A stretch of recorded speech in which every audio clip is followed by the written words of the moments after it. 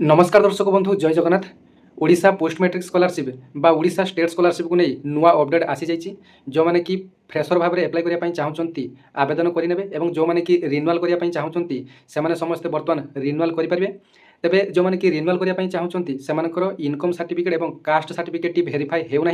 तेबे पूर्व वर्ष जो डाटा दी से एप्लाई करते से ही डाटा बर्तमान से कौन प्रकार आपने डाटा चेंज करेंगे ना, केवल आपने केवल रिन्यूअल करेंगे। एथिरे आपनकर इनकम सर्टिफिकेट कि आपनकर कास्ट सर्टिफिकेट चेंज करेंगे ना। एवं जो मैंने कि फ्रेशर भाव में आवेदन करने चाहूँगी तेबे से नुआ सर्टिफिकेट इनकम सर्टिफिकेट और रेसिडेंट सर्टिफिकेट दे आवेदन करेंगे। बर्तमान साइट संपूर्ण प्रकार ठीक ठाक अच्छी बर्तमान आवेदन होती।